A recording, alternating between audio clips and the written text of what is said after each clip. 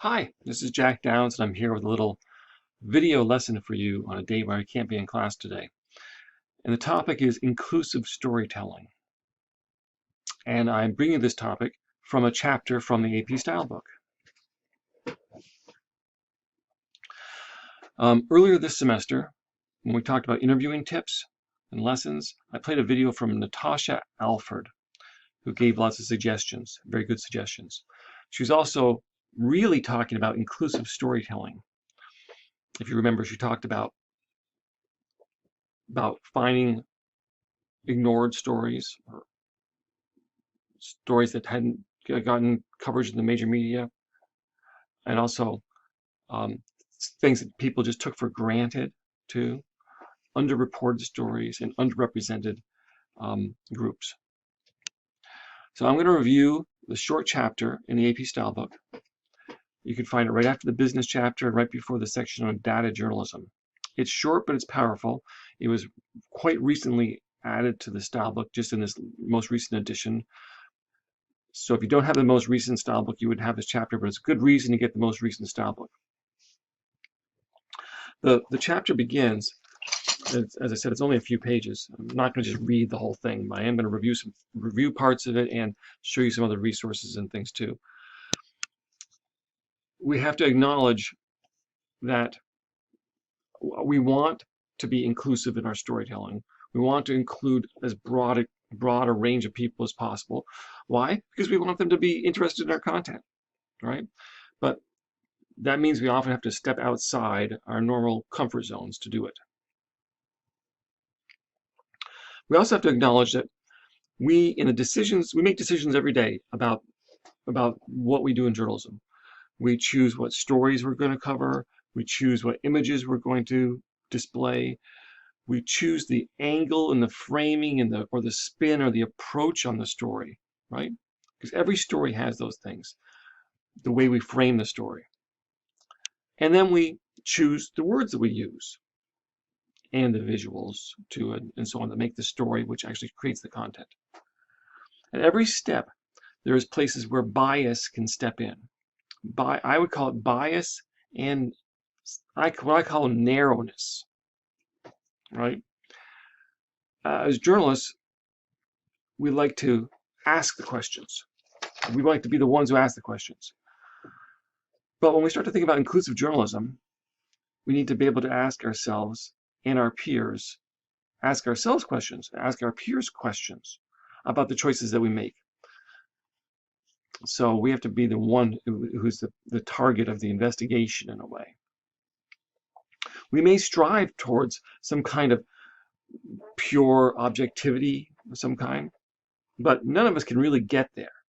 It's okay to have some kind of objectivity as a goal, as long as we realize it has to be within context and realize that we can't really get there.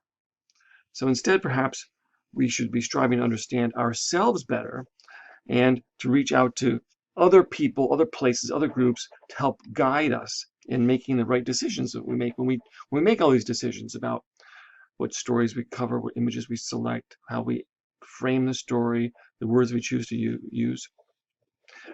And so in asking others for their impressions and interrogating ourselves, interrogating our decisions, we need to see the bias within ourselves and try to find ways to do things better. And when we do interrogate ourselves, we not only can find bias, but we can find what I call narrowness or blind spots. Narrowness for me is the idea of when we narrow the sources, we narrow the story to the area that we feel comfortable with, the area that matches our background and our history and our experience, our field of experience, our range of experience, right? Then when we do that, we just end up with the same old story we always told. That's not inclusive storytelling, right? One way we can open up that narrowness is to use the style book. And in the style book, mentioned in the chapter on inclusive storytelling is the note that the style book itself has a growing list of chapters about topics that relate to inclusive storytelling. For instance, about what language to use when writing about disabilities, diseases, gender, sex, sexual orientation, gender-neutral language, immigration, migration, older adults, race-related coverage, shorthand descriptions, religion, health, and science. So many of these are actual chapters within the style book, in the normal part of the style book. And I would really encourage you to review those, because they are a growing and changing and alive part of journalism, how we think and talk and write about these issues, about any of these topics.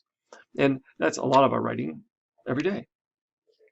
So having said that, I'll look back at the beginning of the chapter and talk about, or not the beginning of the chapter, but the meat of the chapter, where they talk about the style book in this inclusive journalism chapter talks about two paths to more inclusive journalism. First, they talk about casting a wider net when looking for voices and images for any story, whether it's on education, health, politics, anything, whatever. Your beat, your daily assignments, casting a wider net. So what does that mean? Well, they give you some examples. If a story requires some kind of expert commentary, such as a political scientist or an academic person focusing on something, don't stick to the same people you've always used. Branch out and look for somebody different, someone with different experience. Widen your search. Maybe going to other institutions or organizations you're not that familiar with. Because who wants the boring same old story you've always written? So widen your search for sources.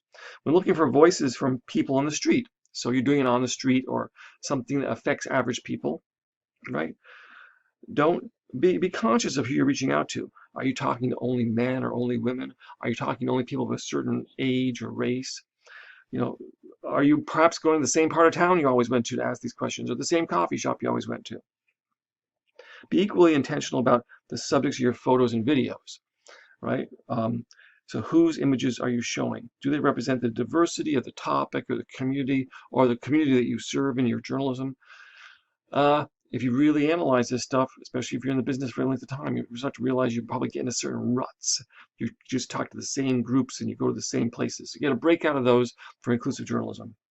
So that's the first track or path that AP suggests you use when you think about inclusive journalism.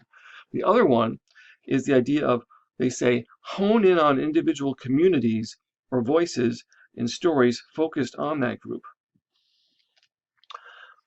So it's not just trying to pick certain sources, it's also trying to get more experience with, or perhaps maybe learn a bit about the lived experience of these other groups that are underreported on. And what those groups are, it changes in every community, in every place. And it also depends on what your group is, right? So it's just trying to again, find another path to inclusive storytelling. So we have to find other people and try to see the world through their eyes in this second path to inclusivity. And this also includes using language that is inclusive, that will build trust. Language that allows people to describe themselves and puts people first. And that's when we really come down to language choices. But before we get to language choices, let's talk a little bit about lived experience.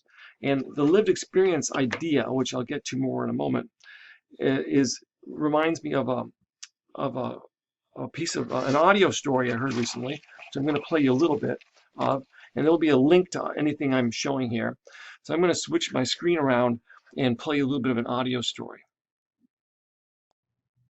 Okay, so for now, we're talking about lived experience and how it can create a completely different perspective. I'm going to use this story, which is related to this area here, that where you are going to school and where I live, and actually not too far from where I grew up. And this is the story of Alice Green. Alice Green is an academic with all kinds of degrees and research, an activist, has sat on a number of important boards and been a decision maker and policy maker in Albany and so on. And she grew up in a tiny place in Essex County, to the south of here, actually like a mining and industrial tiny hamlet called Witherby, near someplace called Mineville. It's still, those places are tiny. And at a time when, if you think that the North Country is is somewhat white and lacking in diversity now, it was even more so then. Although, if you look back at the history of the North Country, there were definitely times when there were significant black communities in and around the North Country and in the Adirondacks, um, which there's various reasons why that died out. Um, um, Subtle and blatant racism, as is mentioned in here, and in the case of St. Lawrence County in particular, the Ku Klux Klan was decimated black populations out there in the 1900s, early 1900s, and later too. Um, so anyway, that's background to say that her upbringing was her history was directly linked to this place, this North Country, but of course her perspective is very different. So let me play you a little bit of this story. Again, I'll include a link to this. I encourage you, if you want to come back and get a longer listen to this radio piece. Green says there were other Black people scattered around the North Country, cooks in Lake Placid, military men in Plattsburgh, apple pickers in Peru, but they rarely saw them. Green says her family always felt like outsiders in Witherby. Green's new memoir is called Outsider. She was inspired to write it after attending a high school reunion. She says former classmates waxed poetic about how when they'd grown up, racial tensions didn't exist. Green was floored. That hadn't been the story of her Adirondack childhood, which she says was full of subtle racism. They don't come to your house and, burn crosses and things like that. It was also blatant racism. She almost never felt welcome. Kids didn't invite her to birthday parties, and racist language was everywhere, even in schoolyard games. And it was eeny, meeny, miny, mo, catch nigger by his toe. That was so accepted everywhere I went. I mean, it's not only kids, but adults. They repeated that over and over again. Nearly a century after the Civil War, Green says life was far from equal. She saw that the summer she was 15 years old, when she and one of her few friends, a next-door neighbor named Myrtle, both got their working papers and found summer jobs as chambermaids down near Paradox Lake. We were just so excited. We thought we would go and work and be roommates. They got a ride down to Paradox and met the owner, Mrs. Plottis. Mrs. Plottis and her family lived in this big, gorgeous apartment. Mrs. Plottis gestured to Green's friend. She said, "Myrtle, you're going to stay here." Then she took young Alice to the backyard, where there was an old barn. She said, "This is where you will live." And that was totally confusing to me, because when I walked in, there was nothing there except a cot. Green learned that other adult Black workers also stayed in the barn, but they worked nights, so Green was left alone. I would be the only one up in this barn and didn't understand the separation thing quite. It was dark, and I was 40 miles from my home. And I could hear my mother saying, "Stay there, you need to make money." But something else told me that this wasn't right. She got up as soon as it was light and asked to speak with Mrs. Plottis. I told her I don't understand why the Black people living in the barn, and that there were bats there, and I want to live with my friend. And she said, "You can't do that." Green quit on the spot.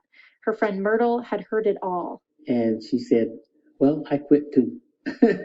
So the two of us gathered our things. We had no idea how we were going to get home. None whatsoever. But Green said that didn't matter to her, and she points to that moment as when she learned how to do the right thing, even if it was hard. I never regretted. I couldn't get another job. I had to use my old clothes and all that stuff, but I felt good about myself. And that's where a lot of what I do comes from. Green went to college at SUNY Albany and got her master's in. Okay, so how changing our perspective and looking at the lived experience of other people can then therefore shift everything for us. I think that's what this story tells me, Alice Green's story. And I wanted to mention that her book Outsider is definitely worth reading. Okay, so I'll bring up something else. We'll now shift to and talk a little bit about inclusive language.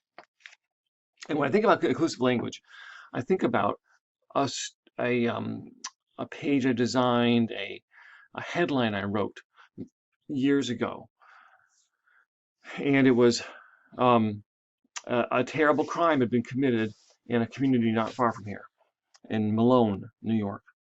And I was working at the daily paper here in Plattsburgh at the time.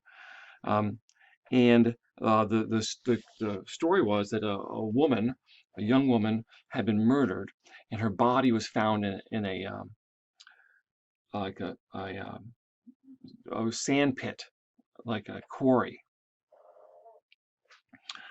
And she was from Canada.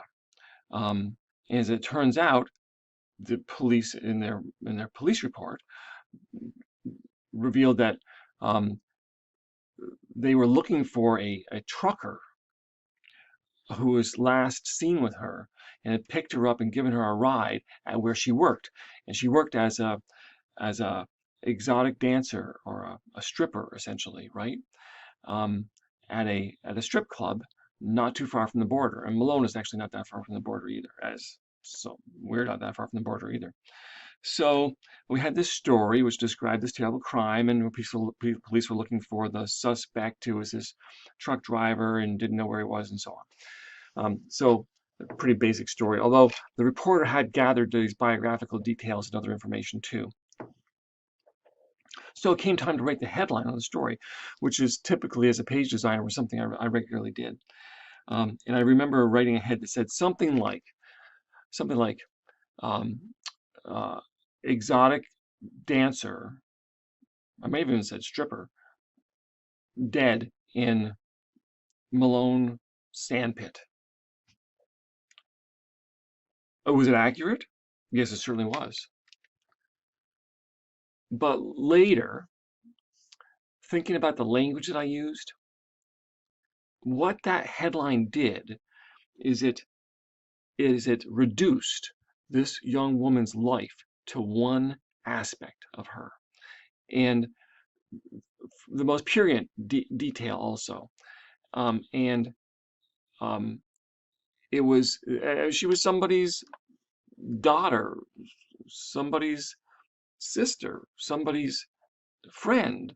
She was so many other things, I imagine, but yet in death, in the headline, she became this one thing. And that was a terrible thing to do, and it was a headline that I regretted later.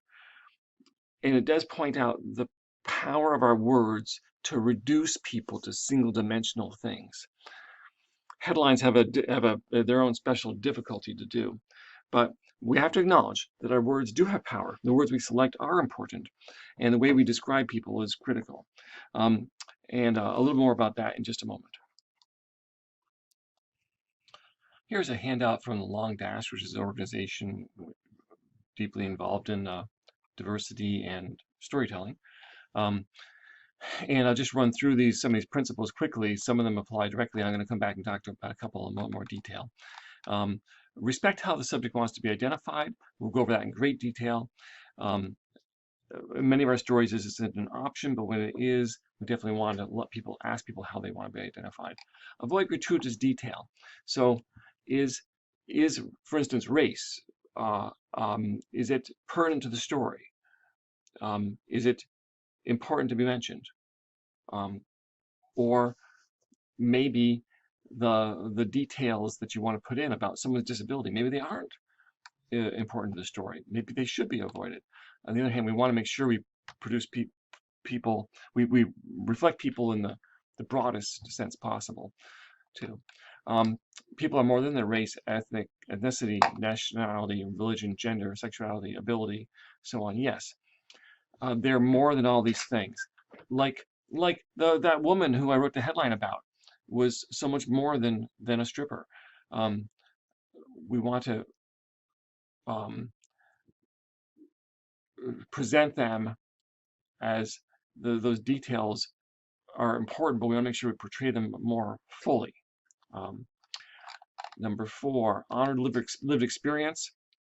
And by learning lived experiences and by associating with people with different lived experiences, having a broader perspective on our world, and then our coverage too, as I just mentioned with the the activist and author we just talked about. Challenging your notion of expertise, that's finding people who are different kind of experts and so on, and having broader group of sources we talked about. Beware of tokenism, and this is something I didn't talk about, which I think is important. I'll mention just briefly right now. Yeah, you have to be certain that you're not just filling out a form with making sure, checking off the box that you have, oh yeah, I've got some diversity in the story, I'm all set, boom. I found one person from some community that I didn't normally go to. Nobody can say this story isn't diverse. No, that's not what this is about. It's not about finding the token person to give your story balance. It's about having a balanced story overall.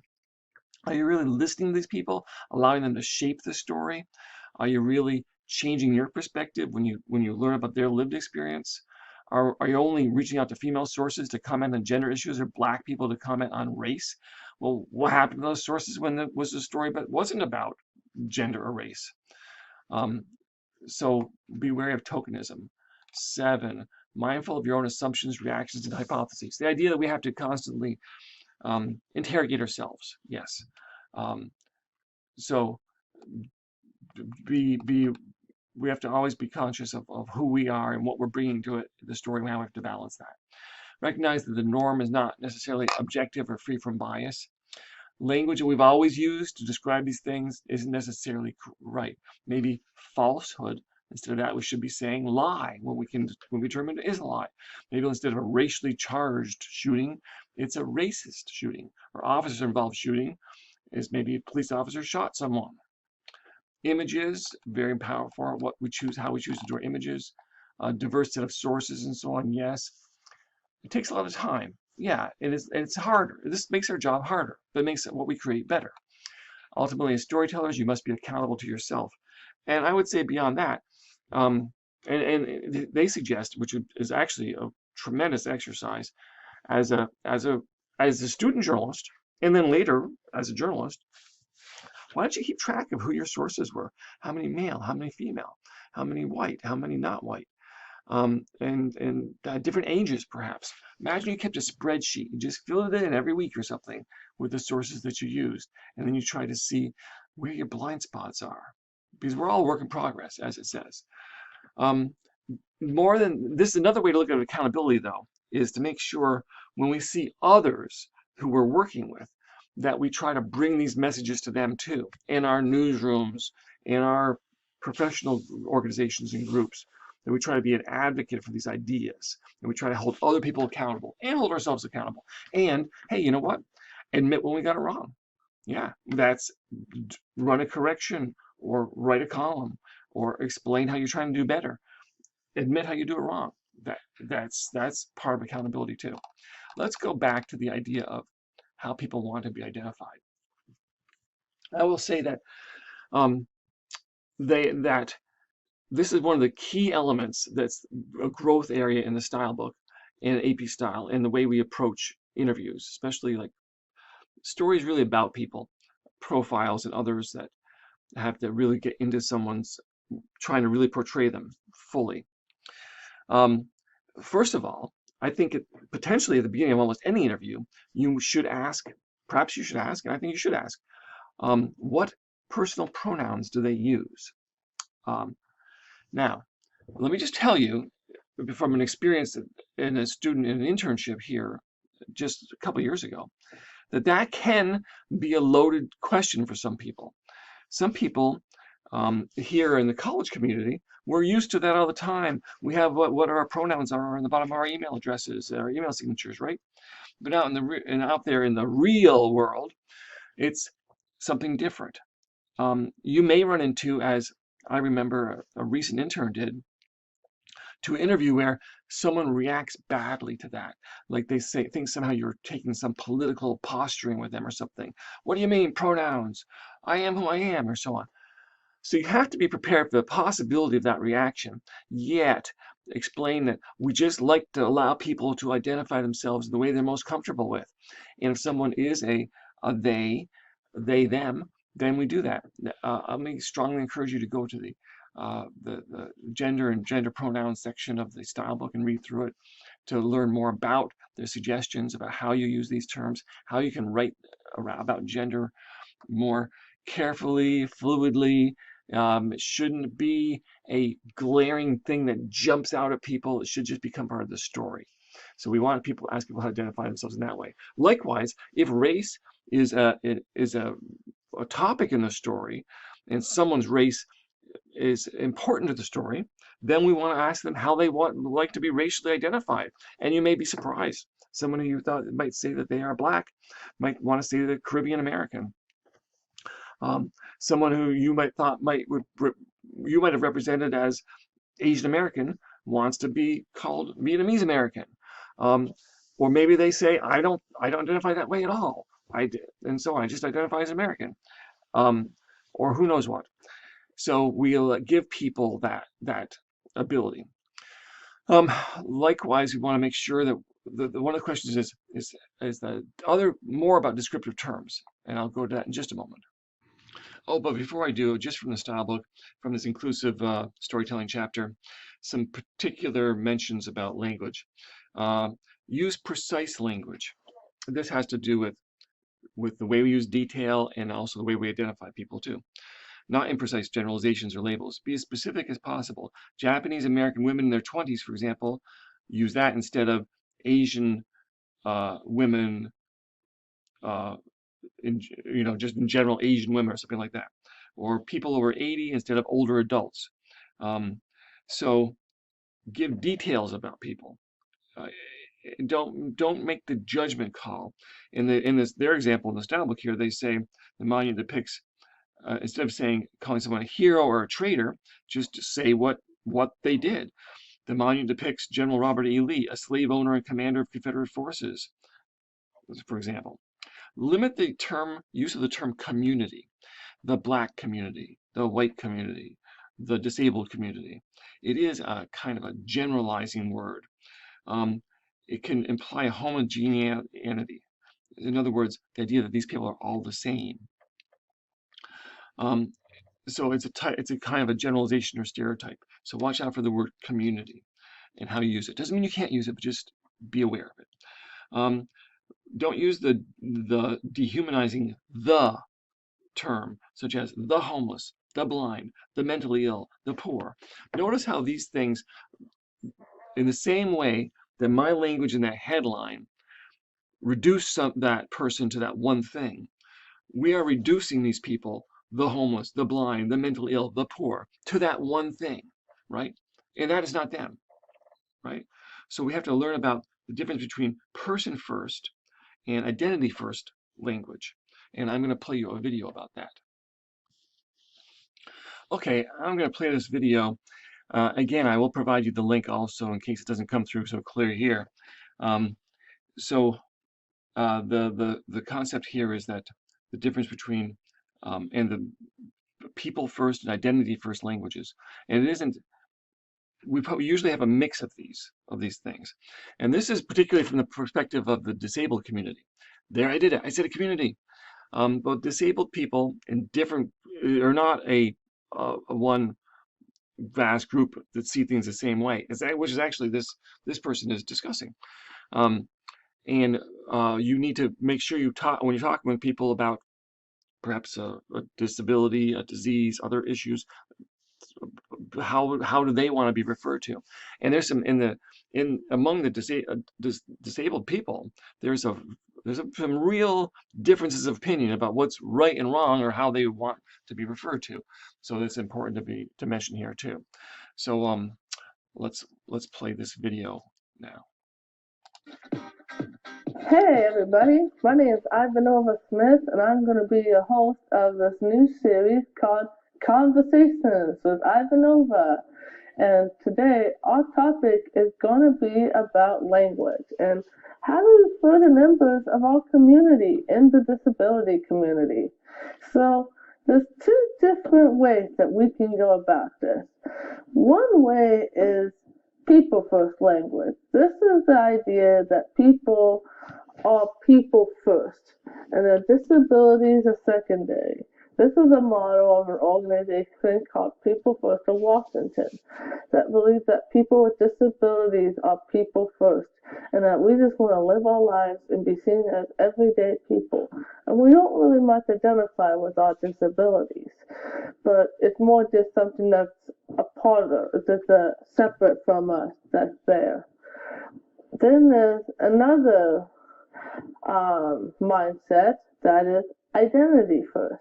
Identity first is the idea that you can't really separate your disability from yourself, and that it's okay to identify with your disability.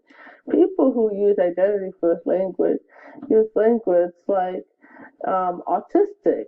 I'm an autistic person, or I'm CP, or I'm disabled. They don't mind disability being used as part of their identity, and they find it as an important part of their identity. Now, both of these models, there's some people on both of these camps that are really extreme and they only want everyone to go one way. But I say, let's be like the taco girl and say, what about both? I say, whatever a person wants to identify, that's the way that they want to identify. If a person wants to identify with a disability and say, yep, I'm a proud autistic, that's cool. And if a person's like, I don't want to identify with autism at all, I'm a person with autism, then that's cool too. So just, be respectful of how people want to identify. If you're not sure, just ask us. We don't mind.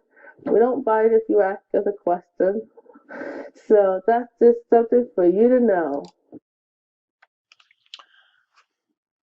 Okay, so that idea of, hey, why don't you just ask us? I guess that's one of the key items here. Gets us back to the general idea that the modern journalist invites sources into the topic, into the project.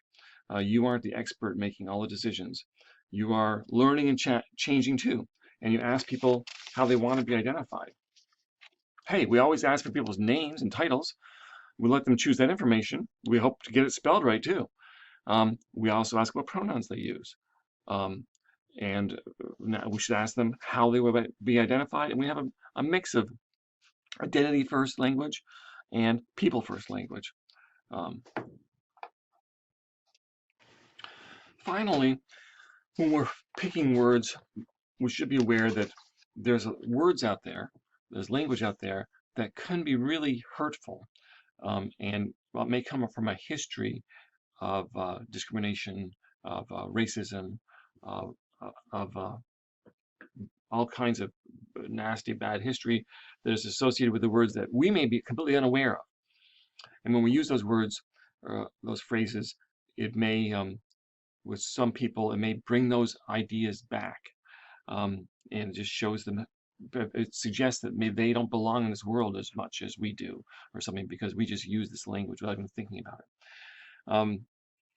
So while we know and hope and expect that all of you, all of us, and none of us are going to intentionally use blatantly racist language, and we can use the style book, of course, to find out about how is the proper way to use identifications of race, for instance. Do we use American Indian now? Do we use Native American?